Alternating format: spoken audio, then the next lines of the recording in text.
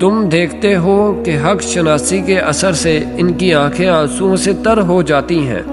وہ بول اٹھتے ہیں کہ پروردگار، ہم ایمان لائے، ہمارا نام گواہی دینے والوں میں لکھ لے۔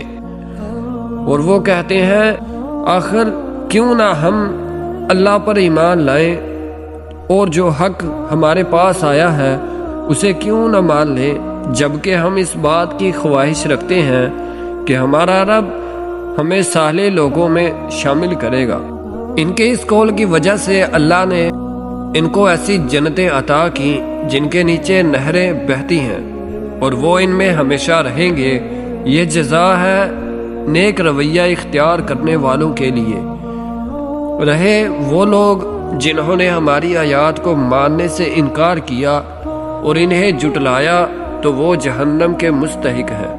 اے لوگوں جو ایمان لائے ہو، جو پاک چیزیں اللہ نے تمہارے لیے حلال کی ہیں انہیں حرام نہ کر لو اور حد سے تجاوز نہ کرو۔ اللہ کو زیادتی کرنے والے سخت ناپسند ہیں۔ جو کچھ حلال و طیب رزق اللہ نے تم کو دیا ہے اسے کھاؤ پیو اور اس خدا کی نافرمانی سے بچتے رہو جس پر تم ایمان لائے ہو۔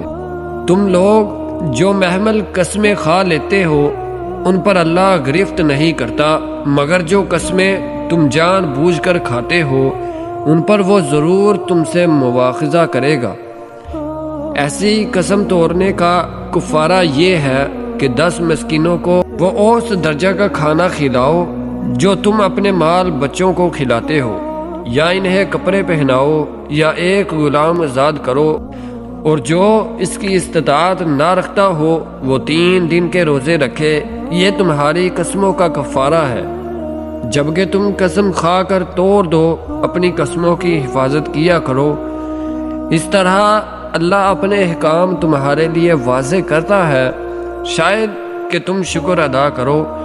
اے لوگوں جو ایمان لائے ہو، یہ شراب اور جوا اور یہ آستانے اور پانسے یہ سب گندے شیطانی کام ہیں، ان سے پرہیز کرو، امید ہے کہ تمہیں فلاح نصیب ہوگی۔ شیطان تو یہ چاہتا ہے کہ شراب اور جوئے کے ذریعے سے تمہارے درمیان عداوت اور بغض ڈال دے اور تمہیں خدا کی یاد سے اور نماز سے روک دے۔ پھر کیا تم ان چیزوں سے باز رہو گے؟ اللہ اور اس کے رسول کی بات مانو اور باز آ جاؤ۔ لیکن اگر تم نے حکم عدولی کی تو جان لو کہ ہمارے رسول پر بس صاف صاف حکم پہنچا دینے کی ذمہ داری تھی۔ جو لوگ ایمان لے آئے اور نیک عمل کرنے لگے انہوں نے پہلے جو کچھ کھایا پیا تھا اس پر کوئی گرفت نہ ہوگی، بشرطے یہ کہ وہ آئندہ ان چیزوں سے بچے رہیں جو حرام کی گئی ہیں، اور ایمان پر ثابت قدم رہیں اور اچھے کام کریں۔ پھر جس چیز سے روکا جائے اس سے رکیں اور جو فرمان الہی ہو اسے مانیں۔ پھر خدا ترسی کے ساتھ نیک رویہ رکھیں، اللہ نیک کردار لوگوں کو پسند کرتا ہے۔ اے لوگوں جو ایمان لائے ہو، اللہ تمہیں اس شکار کے ذریعے سے سخت آزمائش میں ڈالے گا جو بالکل تمہارے ہاتھوں اور نیزوں کی زد میں ہوگا، یہ دیکھنے کے لیے کہ تم میں سے کون اس سے غائبانہ ڈرتا ہے۔